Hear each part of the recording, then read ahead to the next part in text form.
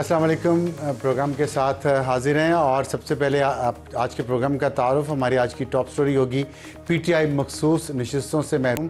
Supreme court का फैसला आ चुका है और उसके मुताबिक जो मखसूस नशिस्तें हैं वो पीटीआई को नहीं दी जाएंगी और वो फ़ैसला जो नज़रसानी की दरख्वास्तें थी वो मंजूर कर ली सुप्रीम कोर्ट ने और पीटीआई इन मखसूस नशिस्तों से महरूम हो गई है। इसके क्या असरात होंगे पाकिस्तान की सियासत पे, पाकिस्तान की कौमी सियासत पे, पाकिस्तान की सूबाई सियासत पे, इस पर बात करेंगे। और साथ जजेस का अक्सरियती फ़ैसला जो है उसके मुताबिक मखसूस नशिस्तें नून लीग, पीपल्स पार्टी और दीगर सियासी जमातों को दी गई हैं और उन्होंने सुप्रीम कोर्ट ने 12 जुलाई का फ़ैसला कलअदम और 14 मार्च 2024 का पेशावर हाई कोर्ट का फ़ैसला जो है उसको अपहोल्ड किया है। और जो इस पे जो पार्टी के अंदर जो मामला चल रहे हैं उस पर भी हम बात करेंगे। हमें ज्वाइन करेंगे अली मोहम्मद खान साहब, मेंबर कौमी असम्बली हैं और मेंबर हैं core committee political committee Pakistan Tehreek Insaf के।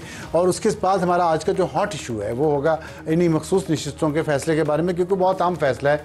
इसके असरात होंगे पाकिस्तान की सियासत पे और पाकिस्तान की सुप्रीम कोर्ट के जो फैसले हैं उनकी नज़ीर पे इसके लॉन्ग टर्म अफेक्ट होगा।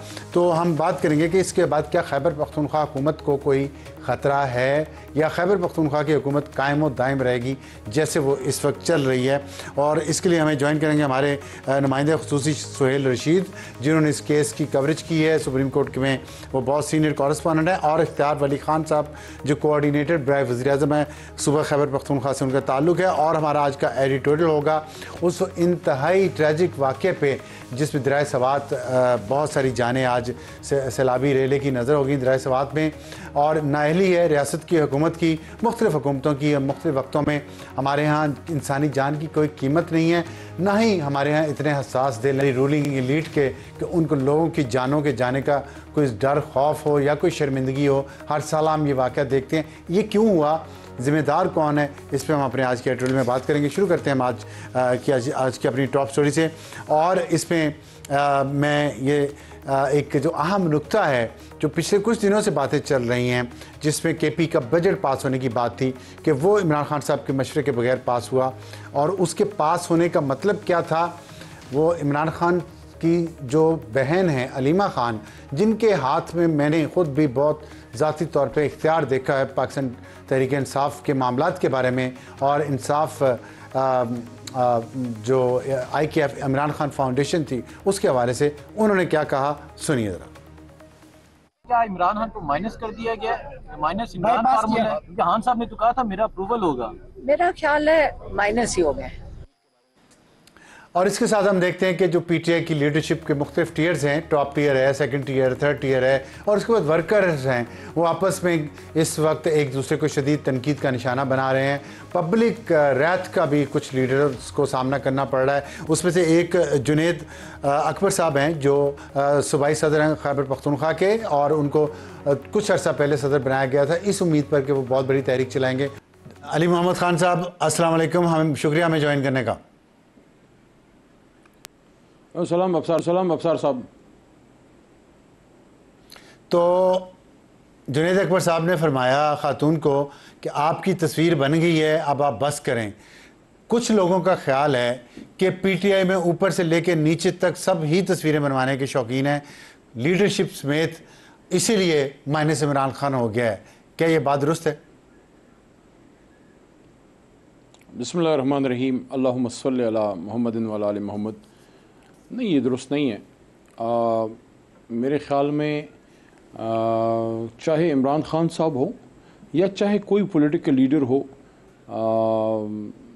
50 साल से ज़्यादा हो गए हैं भुट्टो साहब की जो फांसी थी, बल्कि तकरीबन मेरे ख़्याल में 50 साल हो गए हैं, उनको माइनस नहीं किया जा सका। जी, 50 साल।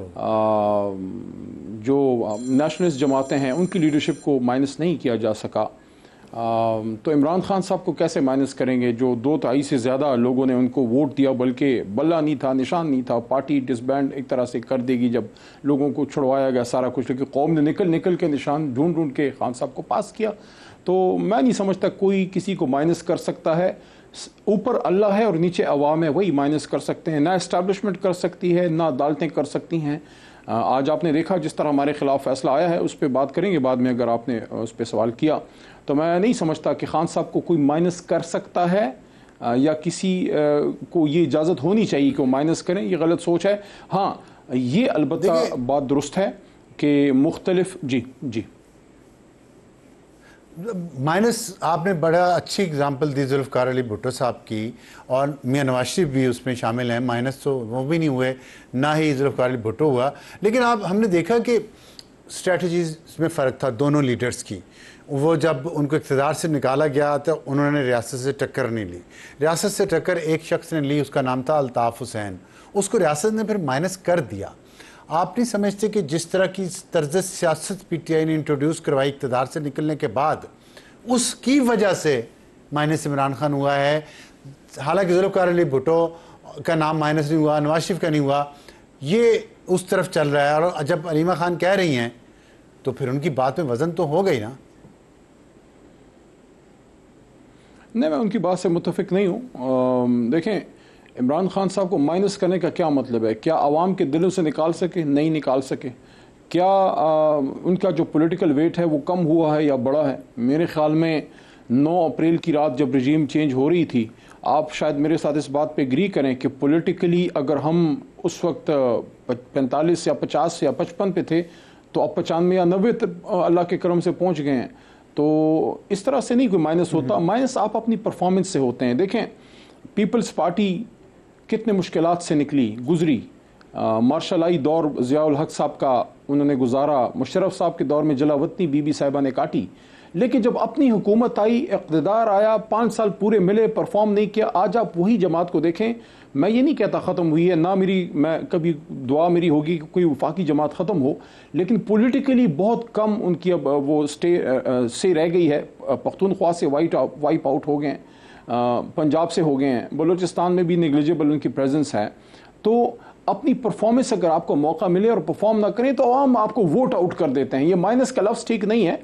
आप वोट इन वोट आउट होते हैं, डेमोक्रेसी है, इसमें कोई ज़ाती दुश्मनी नहीं है।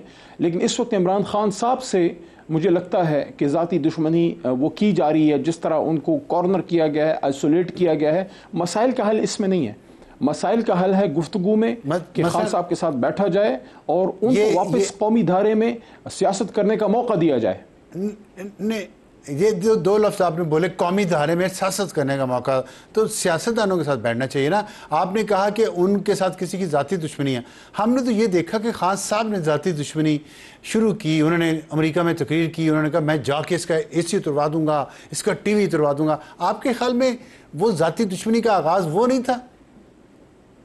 उन्हें कहना चाहिए था, क्यों नहीं अपनी वो गलतियां मानते और सियासतदानों से मुज़ाकरत करते, आगे बढ़ने का दरवाज़ा क्यों नहीं खोलते वो? अब सारा आलम साहब, मुझे इस पे थोड़ा सा बात करने दीजिएगा। इमरान खान साहब जी इस पूरी पॉलिटिकल क्लास के रिएक्शन में वो आए। हमारे मुल्क में हमेशा एक ऐसी फोर्स की ज़रूरत थी, पॉलिटिकल फोर्स की, जो स्टेटस को चैलेंज करे, जो साल से ख़ानदान बैठे हुए हैं, बाप बेटा पोता। और मैं ये नहीं कहता किसी में अच्छी वो परफॉर्मेंस है, काबिल है, जैसे आपका बेटा अगर है और उसमें सलाहियत है, वो क्यों ना जर्नलिस्ट बने। लेकिन अगर सिर्फ आपके कहने की वजह से उसको असमा में जॉब मिल जाए, वो गलत है।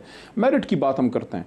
तो इन सारी चीज़ों को देखते हुए एक मेरिट बेस्ड, एक मिडिल क्लास, एक एजुकेटेड लोगों की जमात की ज़रूरत हमेशा थी। MQM आई, लेकिन वो सिर्फ कराची तक महदूद रह गई। जमात इस्लामी अपनी अल्ट्रा जो इस्लामिक ज़ील की वजह से वो उस तरह से मेन फ्रेम में आ नहीं सकी, वरना उनमें डेमोक्रेसी सब जमातों से ज़्यादा है। हमारी मुखालिफ जमात है या हरीफ जमात है, लेकिन ये मुझे कहने दीजिए, तहरीक इंसाफ वाहिद मिडिल क्लास की जमात सामने आई, एजुकेटेड लोगों की। जैसे मेरे जैसे लोग, मुझे अपनी लॉ और इंजीनियरिंग का प्रोफेशन छोड़ के क्यों इसमें मैं आया, मैं एक विजन के तहत मेरे जैसे बेशुमार लोग आए।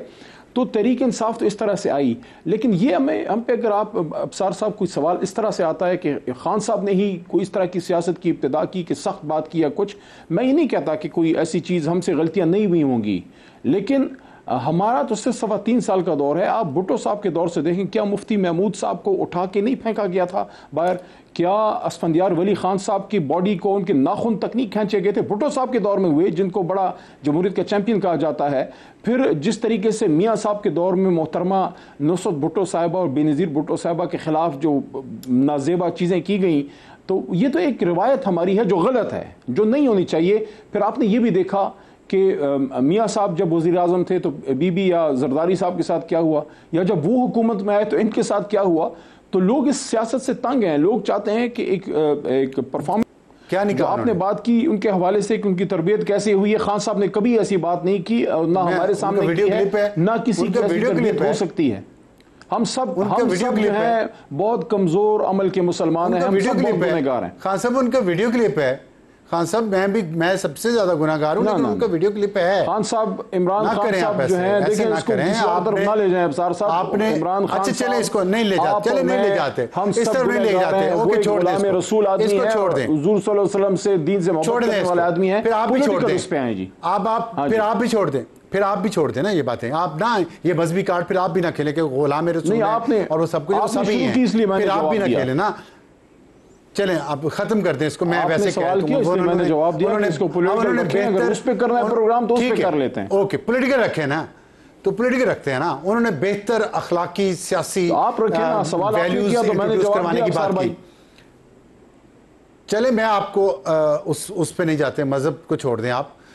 मुझे ये बताएं, उन्होंने कहा कि मैं रियासत मदीना बनाऊंगा, मैं बेहतर अखलाकी सियासी और करप्शन फ्री हुकूमतें इंट्रोड्यूस करवाऊंगा, मैं पिछले हुक्मरानों से बेहतर हूँगा। फिर आप कह देते सिर्फ 3.25 साल हुकूमत की है। वो तो पहले 6 महीनों में ही उन्हें फ़र्क डाल के दिखा देना चाहिए था दूसरी हुकूमतों से। लेकिन वो जब नवाज शरीफ और बेनज़ीर की आपने जो एग्जाम्पलें दी हैं, वो 30 से 40 साल उनकी उम्रें थी। पाकिस्तान बने हुए, नया पाकिस्तान बने हुए 10-15 साल हुए थे 1971 के बाद। तो ऐसी गलतियाँ तो हर सियासी जमात, हर कौम करती है। अब जब हम सब बूढ़े हो गए, ये पूरी जनरेशन, पॉलिटिकल क्लास, उसमें आके फिर वही बचपन जैसी हरकतें करें, हुए होंगे, तो ये कैसे जस्टिफाई कर लेते हैं आप? नहीं बस देखिए ना, ये तो आप ये मजाक आपके लिए है। कौम तो सफर कर रही है ना। एक 74-75 साल शख्स अगर अपने आप को नौजवान कहना चाह रहा है तो कह ले। हकीकत को तो नहीं जुटाया जा सकता। क्यों सीरियस ले रहे हैं अफसार साहब? इसलिए कि सिचुएशन बहुत सीरियस है। पीटीआई की सियासत खत्म होती जा रही है, माइनस इमरान खान हो गया है, उसकी वजह जिद है, तो सीरियस है, उसकी जिद है। सिचुएशन तो सीरियस बिल्कुल है। सिचुएशन तो इसलिए सीरियस है कि आप ही के कुलीग इस रजीम में ऑफ एयर हो गए हैं। कभी आपने इस पे प्रोग्राम किया है? आप ही के कुलीग जो है वो शहीद हो गए हैं, क्या उनका नाम लेने की इजाजत है? अर्श शरीफ की मां को कौन इंसाफ देगा? हम तो ये कहते हैं, हम तो गलत अभी आपके सामने कह देता हूं, अर्शद शरीफ की मां को इंसाफ मिलना चाहिए। मैं अभी कह रहा हूं, और फिर किसी को मुझे नहीं पता वो क्या वजूहत है, मुझे भी नहीं पता। मैंने अर्शद शरीफ का आपको बता दिया। उसको इंसाफ मिलना चाहिए इस मुल्क में। आपके सवाल की तरफ आते हैं, उस इश्यू पे आ जाए। आपके सवाल की तरफ आते हैं। आपने कहा मदीना मॉडल की। देखें, इमरान खान साहब ने कभी ये नहीं कहा कि मैं मदीना की रियासत बनाऊंगा। वो एक ही थी जो इंसानी तारीख में उन्होंने ये कहा कि उसकी तर्ज पे देखें। हम एक चीज़ को आइडियलाइज करते हैं, हम कहते हैं हमें नबी पाक सल्लल्लाहु अलैहि वसल्लम, सहाबा कराम या जो बड़ी हस्तियां हैं उनके तौर तरीकों पे हमने चलना है। हम उस तरह चल कभी नहीं सकते, लेकिन हम उनको फॉलो करते हैं। जिस तरह हमारे पास एक आइन की बुक है, आपने भी पढ़ी है, मैंने भी सर पढ़ी है। अब आईने पाकिस्तान में बहुत सी बातें लिखी हैं, हम कभी भी 100% फॉलो नहीं कर सकते, लेकिन हमने फॉलो क्या करना है? मेरे आपके हाथ की लिखी हुई किसी किताब को नहीं, आईने पाकिस्तान को मुल्क चलाने के लिए। तो रियासत मदीना का कांसेप्ट इमरान खान आगे बताएं, आप आगे क्या करना है? 1450 साल से है। उन्होंने कहा कि हमने उसकी तर्ज पे चलना है, आइडिया दिया। अब उसमें गलतियां हो सकती हैं, हमने ये तो नहीं कहा उसमें गलतियां नहीं है कि हमारी परफॉर्मेंस में। मैंने कहा है कि हमसे गलतियां नहीं हुई, मैं तो कहा है कि हम इंसान हैं, हमसे हो सकती हैं। लेकिन आप विजन को देखें कि वो एक आदमी आके मुल्क को चलाना किस तरफ चाह रहा था। करप्शन फ्री सियासत हो, बड़ी ताकतों से डिक्टेशन ना ले, और उसकी कीमत चुका रहा है 700 दिनों से। आप क्या समझते हैं इमरान खान साहब जेल में है, किसी में जरूरत है?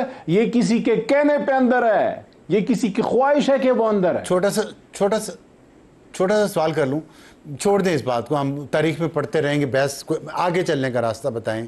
मैं तो इस पे इंटरेस्टेड हूं, आपसे मैं साफ सवाल पूछूंगा। मैं आपने किसी के कहने पे अंदर है, खान साहब बात करने दीजिएगा। सवाल मेरा सुन जी जी जी। सवाल आपका बड़ा छोटा, बड़ा जामे है, आप मजीद ना फैलाएं, मुझे जवाब देने दें।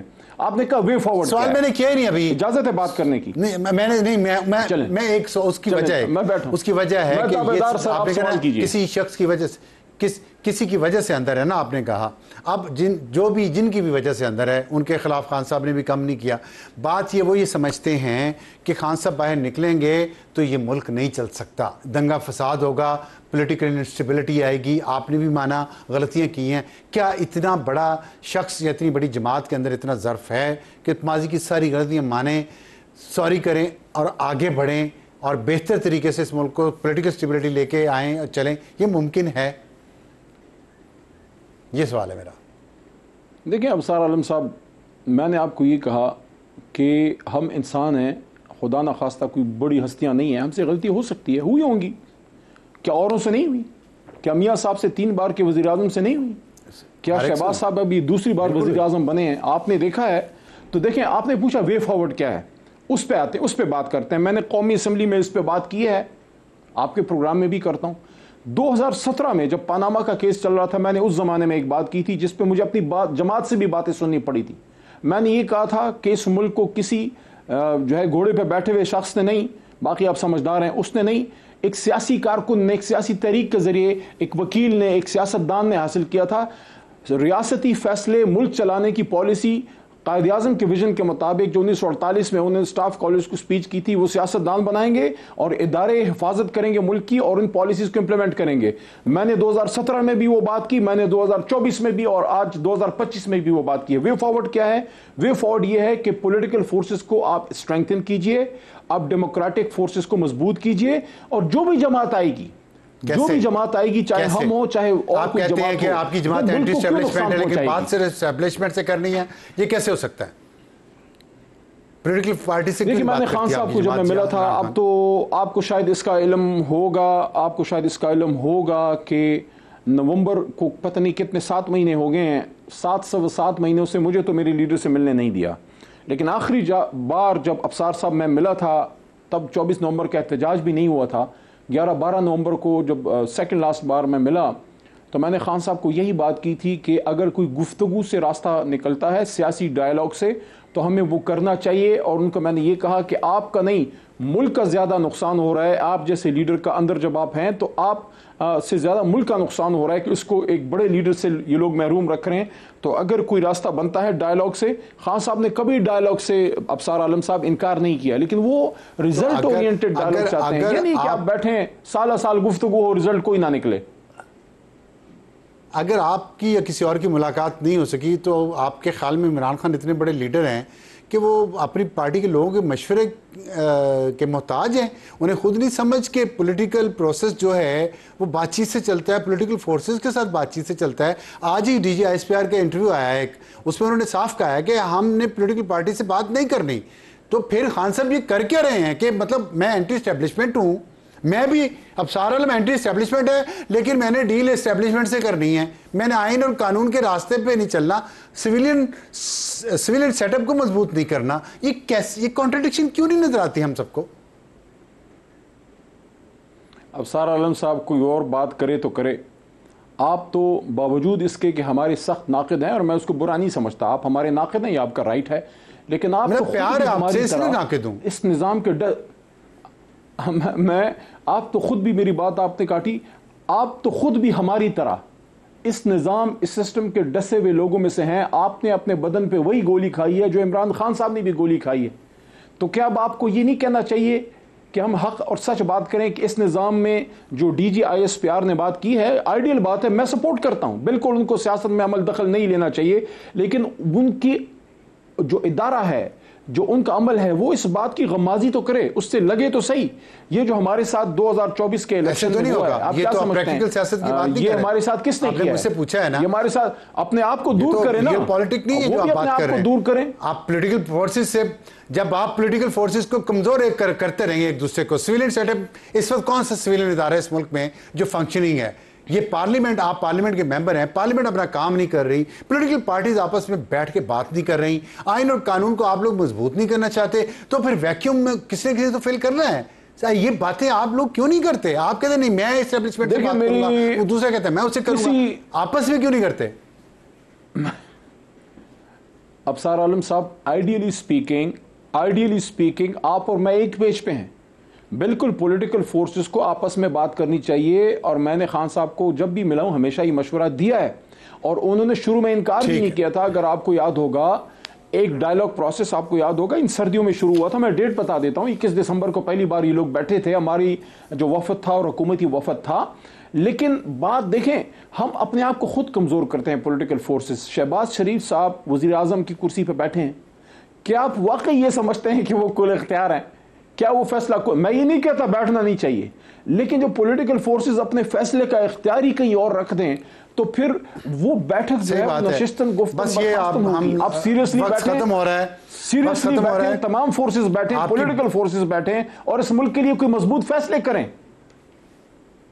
वक्त ख़त्म हो रहा है, आपकी बात से मैं मुत्फिक हूँ। और कि जो वज़ीर आज़म है वो कहता है, पिछले वज़ीर आज़म भी यही कहते थे खान साहब कि मैं तो बजट पास करवाने के लिए, बिल पास करवाने के लिए भी मुझे कर्नल लियाकत को कहना पड़ता था कि बंदे पूरे करवाओ। तो अगर आपने ये करना है तो फिर पार्लियामेंट तो फिर ऐसे रहेगी ना, मैं इसमें क्या कर सकता हूँ, मैं तो एक एंकर हूँ। सब मिलकर इसको मजबूत करें ना, सिस्टम को, एस्टैब्लिशमेंट को सिस्टम से आउट करें।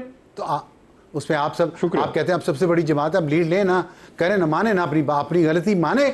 बड़े ईगो नहीं होनी चाहिए, मुल्क से बड़ी तो कोई चीज नहीं है ना, ईगो छोड़ दें, अपनी गलतियां माने, कहीं आए बैठते हैं, आगे चलते हैं, हमने गलतियां की, उनको भी बताएं ना, दंगा फसाद नहीं करेंगे मुल्क में। जो आज हमारी सीटें माली गनीमत की तरह लूट के ले गए अफसार साहब, ये उनको भी बताएं जो माली गनीमत की तरह ले गए।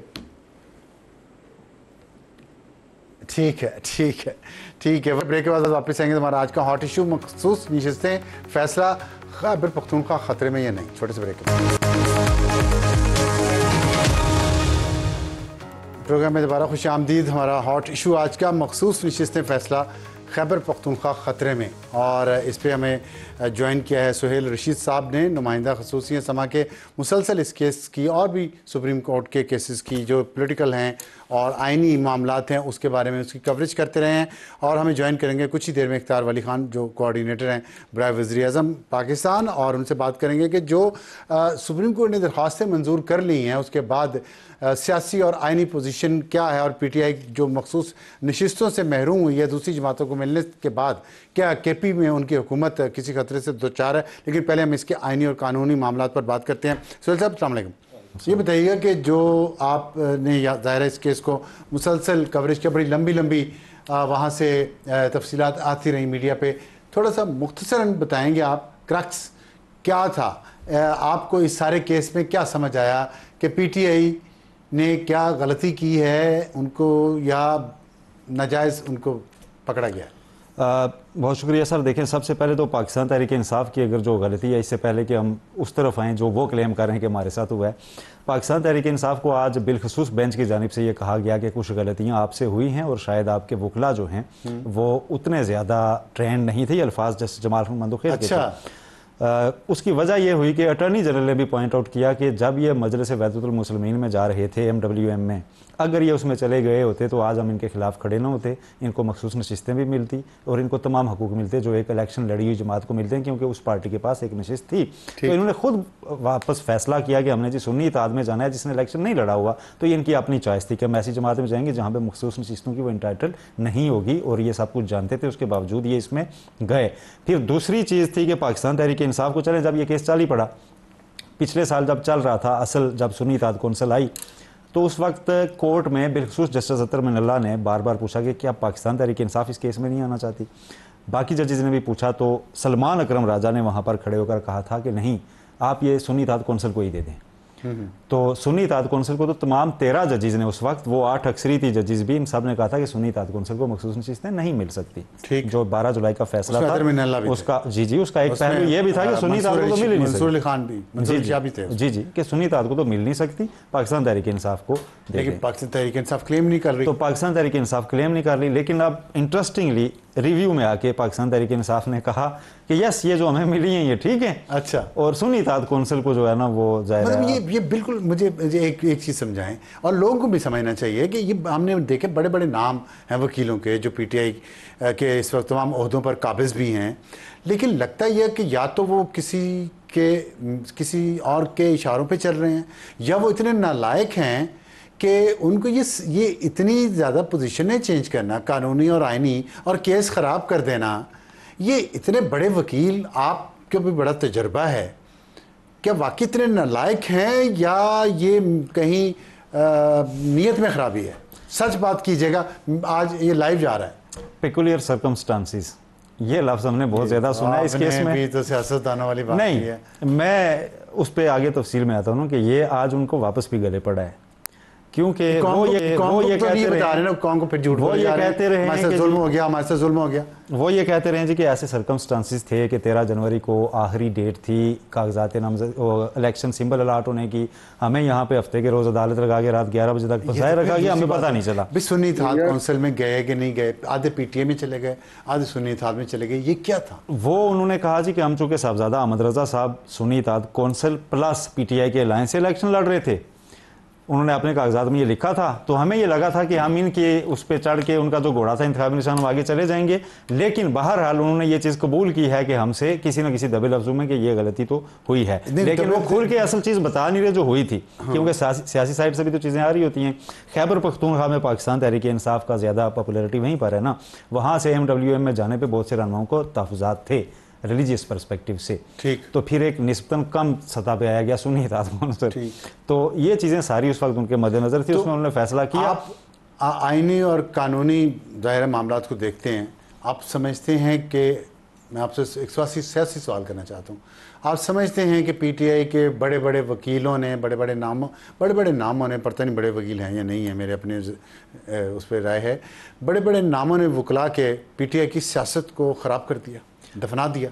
कहीं ना कहीं चैम्बर की लड़ाई हमें बहुत ज़्यादा नज़र आई है पिछले 2 साल में पाकिस्तान तहरीक इंसाफ के अंदर, और बरमला नज़र आई है। ठीक है, सलमान अकरम राजा अटैक करते, चैम्बर से लोगों को बताएं कि वकला की जो कमाई की दुकान होती है उसको चैम्बर कहते हैं। जी, वो एक बड़ा वकील होता है, साथ उसके छोटे वकील होते हैं और वो कमाई करते हैं वहाँ उसके चैम्बर के जरिए, एक वो आपस में लड़ रहे हैं, आपने अपना सौदा बेचने के लिए उन्होंने पीटीआई को बेच दिया। एग्जैक्टली ऐसा ही है। जब कोई एक वकील रहनुमा वहाँ से ज़्यादा ऊपर आता है, लाइमलाइट में आता है, तो दूसरे जो है उसके खिलाफ बयानात भी शुरू करते रहे। ये चीज़ें तो हमें नजर आती रही हैं। अहमद खान ग्रुप को सुप्रीम कोर्ट बार के इलेक्शन में पाकिस्तान तहरीक इंसाफ के वकला रहनुमाओं ने बरमला वोट नहीं दिया, जिसे कहा जा रहा था कि ये इलेक्शन सुप्रीम कोर्ट बार का है, लेकिन जीतना पाकिस्तान तहरीक इंसाफ की बका के लिए जरूरी है। जिसका काम उसी को साजे, यही बात हुई ना। तो सियासतदानों की कमी महसूस हुई। ये खांसना चाहिए था ना कि वकीलों को, खैर माल भी उन्होंने इतना बनाया वकीलों ने, और पार्टी को भी डुबो दिया। खान साहब जाने, इख्तियार वली साहब, जिसका काम उसी को जाने साजे, तो सियासतदान तो आप भी हैं, अब आप सियासत करेंगे। खैबर पख्तूनख्वा में हमें ये इतलात कुछ मिल रही हैं कि वहाँ पे अब ये मखसूस नशिस्तों का फैसला आने के बाद कोई पार्टी पोजीशन में फ़र्क आएगा और उसमें जो हुकूमती इत्तेहाद है वो कुछ कोशिश करेगा हुकूमत को बदलने की। बिस्मिल्लाहिर्रहमानिर्रहीम, बहुत शुक्रिया आप सार आलम साहब। देखिए, सबसे पहले मैं आपकी गुफ्तगू में सुन रहा था शायद भाई के साथ, तो मैं ज़रा थोड़ा सा उसमें ऐड करके फिर आपके सवाल पे जवाब उसमें आता हूँ। मखसूस नशिस्तों का जो फार्मूला है, दिस इज वेरी सिंपल, इसमें कोई रॉकेट साइंस बिल्कुल नहीं है। मुल्क में जो कुछ भी होता है आईन का कोर्ट ने फैसला कर दिया, आप सियासत पे बात करें। इलेक्शन एक्ट के मुताबिक if didn't apply then it doesn't exist. अगर आपने अप्लाई नहीं किया तो ये आपका राइट बनता नहीं। अब पाकिस्तान तहरीक इंसाफ तो इसमें एक पार्टी की हैसियत से उसने इलेक्शन नहीं लिया। उनको खुद नहीं पता था कि मजलिस वहादतुल मुस्लिमीन उनकी जमात है, सुन्नी इत्तेहाद कौंसिल उनकी पार्टी है, या वो इंडिपेंडेंट है या वो पीटीआई है। तो मैं ये बात पहले दिन से कर रहा था कि ये मखसूस नशिस्तें पावे जमात इस्लामी को मिलनी है, मिल जाएंगी, लेकिन ये तहरीक इंसाफ के खाते में कभी भी नहीं आएंगी। सो वो वही हुआ, ठीक होगी ना बात। मैंने आपसे सियासी सवाल पूछा है, क्या अब पार्टी पोजीशन कोई तब्दील होगी और उसमें आपका जो सियासी इत्तेहाद है वो हुकूमत बनाएगा या इसी हुकूमत को चलने देगा? मेरा तो ये सवाल है। दरअसल पार्टी पोजीशन में तो फर्क आ गया है, काफी सारा फर्क आ गया, कोई छोटा मोटा नहीं, बहुत बड़ा फर्क है। कितना इसके बावजूद, थोड़ा सा ब्रीफ करें हमारे नाज़रीन को। इसके बावजूद मैं मतलब आप समझ लें कि 10-20 ऑलरेडी जो 17-18 लोगों की अपोजिशन थी, उसमें आप समझ लें कि इतने लोग और एड अप हो गए हैं, या इससे कुछ 40-45 लोगों की पोजीशन।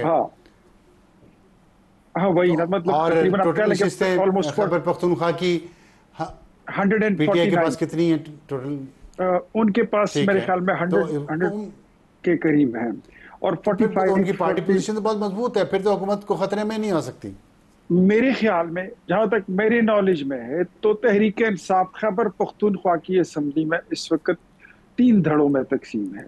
एक धड़ा वो है जो अली अमीन के अच्छा। पास, एक धड़ा वो है जो जुनेद ठीक अकबर है। खान लोग और असद कैसर लोग और शाहराम तरकई लोग उसको लीड करते हैं। एक धड़ा इसके अलावा और भी है जो इन दोनों में से किसी को सपोर्ट नहीं करता। लेट्स सी के आने वाले दिनों में कौन किसके साथ जाता है, और इनके हिलने जुलने से अच्छा। और पार्टी पोजीशन चेंज करने से बड़ा कोई सरप्राइज भी ठीक। मिल सकता है, इसमें कोई तो इसका मतलब आप ये कहना चाह रहे हैं कि तहरीक इंसाफ की हुकूमत को अपोजिशन से खतरा नहीं है, अपने आप से खतरा है।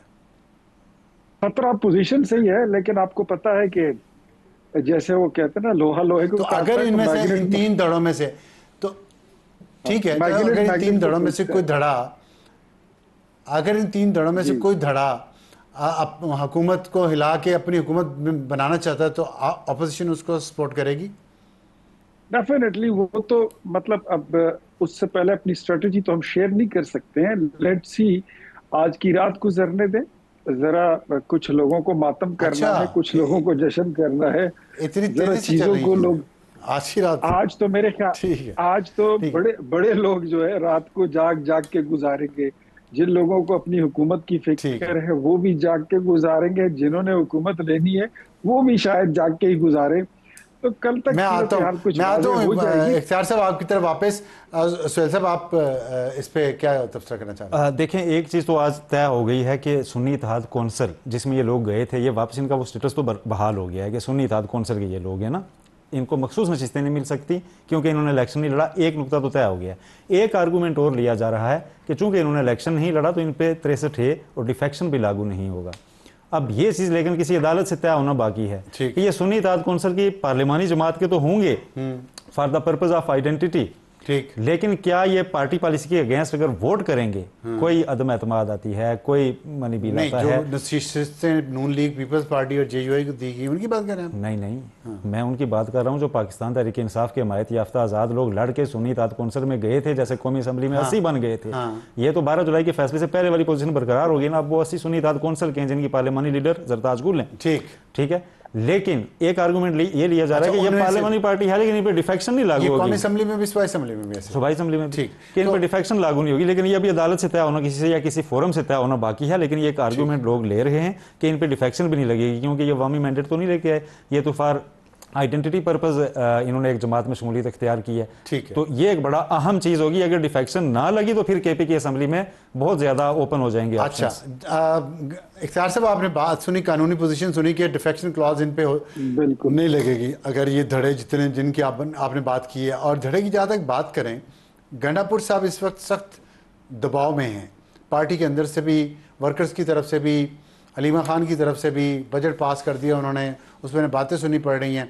तो आप समझते हैं कि इसी अफरा तफरी में उनकी छुट्टी हो जाएगी और किसी और को पीटीआई के अंदर से वज़ीर आज़म बनाने की कोशिश की जाएगी अपोजिशन के वोटों के साथ?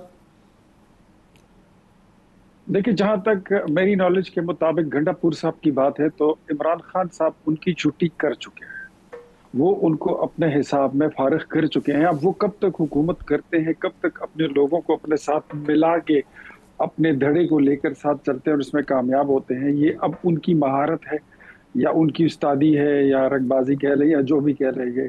जैसे वो 3 जिलों को 12 बना देते हैं, कभी वो आपका क्या अंदाजा है? आपका क्या अंदाजा है? महारत दिखा लेंगे वो?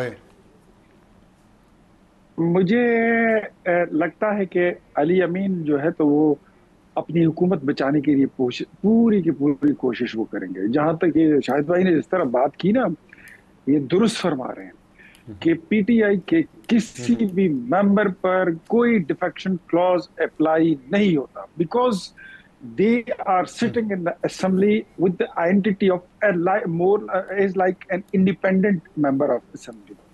वो किसी जमात के मेंबर नहीं है, तो उस वजह से उन पर वो क्लॉज जो है वो लागू नहीं होता। कोई भी मेंबर अगर अपनी लॉयल्टी चेंज करता है और ओपनली यहाँ से वो इस पोल से उस पोल में जाता है और वहां पे वो खुलेआम शो ऑफ हैंड्स में इवन अगर वो वोट देता है तो उसको डिस्क्वालीफाई नहीं कर सकता। तो इसमें मैं क्लियर ठीक है। हूँ। हाँ, जहाँ तक गंडापुर साहब है, तो गंडापुर साहब जो है, मैं आपको अब साहब इतना बता दूं कि गंडापुर साहब को इमरान खान अपने हिसाब किताब में फारिग कर चुके हैं। ये कुछ जो मुलाकात की ये बात करते हैं ना कि हमारी मुलाकात नहीं कराने दी गई, नहीं कराने दी जाती, ये अली अमीन साहब खुद नहीं मिलना चाहते।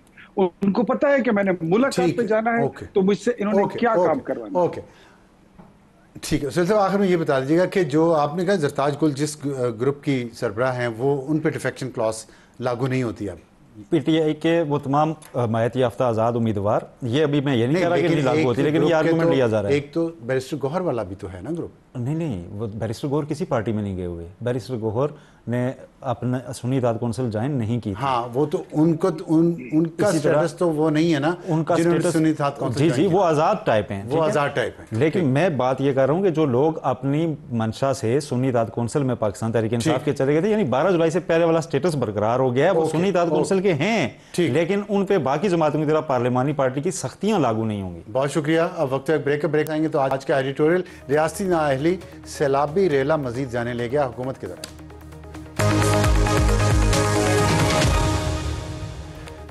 प्रोग्राम में दोबारा खुश आमदीद और वक्त हुआ हमारे आज के एडिटोरियल का। रियासती नाअहली सैलाबी रेला मजीद जाने ले गया और हम देखते हैं कि हर साल पाकिस्तान से लाखों टूरिस्ट शुमाली इलाकों की सैर को जाते हैं और उनमें से बहुत सारे मुसलसल हादसात का शिकार होते हैं। आज भी एक इंतहाई ट्रैजिक इंसिडेंट हुआ स्वात में। सुबह 8:30 बजे स्वात बाईपास पर 18 अफराद अचानक सैलाबी रेले में फंस गए और 2 घंटे तक वो इंतज़ामिया से रब्ता करते रहे, लेकिन कोई नहीं आया। ये ऐनी शाहिदीन के मुताबिक ये बताया गया है और 2 घंटे की ताख़ीर से रेस्क्यू ऑपरेशन शुरू किया गया।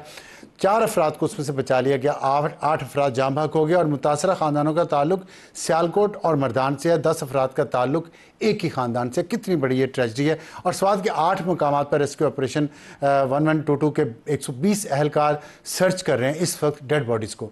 तो वो पहले कहाँ थे वो 120 एहलकार? अगर वो जाने बचाने के लिए पहले आ जाते तो किधर थे? तो इस पर मैं बात थोड़ी सी ये करना चाहता हूँ कि 76 अफराद फंस गए थे आज ये जो सैलाबी रेला है, 76, और उसमें से 58 को ज़िंदा बचा लिया गया। 10 अफराद लापता हैं और ये पहले भी हम देख चुके हैं कि पिछले साल भी ऐसा एक वाक़या हुआ था 2022 में। 4 दोस्त 3 घंटे से ज़ायद सैलाब में फंसे रहे और फिर वो भी अपनी जान की बाजी हार गए 2019 में। लेकिन हमें पता है कि जब अलीमा खान साहिबा इमरान खान की बहन एक ग्लेशियर के बाद चित्राल में फंस गई थी, ग्लेशियर गिरने के बाद तो एक हेलीकॉप्टर भेजा गया था। अभी हम मुसलसल सुनते हैं अलीमीन गंडापुर साहब से जो सूबा खैबर पख्तूनख्वा के वज़ीर आला हैं कि हमारे पास सरप्लस बजट है। सरप्लस बजट के साथ जो सूबा खैबर पख्तूनख्वा की इकानमी का सबसे बहुत बड़ा हिस्सा टूरिज़्म है, उनके टूरिस्ट के लिए गाइडेंस के लिए कोई प्लान्स, उनके रेस्क्यू के लिए कोई बेहतर आलात, गाड़ियाँ, हेलीकॉप्टर ख़रीदने में मसला क्या है इस हुकूमत को, या बेहिसी है? ये बेहिसी है और हमारी तमाम सूबाई हुकूमतों में किसी न किसी हद तक बेहिसी ज़रूर है। ख़ास तौर पर 18वीं तरमीम के बाद उनके पास जितना पैसा चाह रहा है उसको जिस तरीक़ों से जिन प्रोजेक्ट पे खर्च किया जा रहा है, अवाम को उसका फ़ायदा शायद उतना नहीं हो रहा जितना होना चाहिए। और आज की ये जानों का ज़िया, इसका खून हुक्मरानों के हाथ पे है। Good night.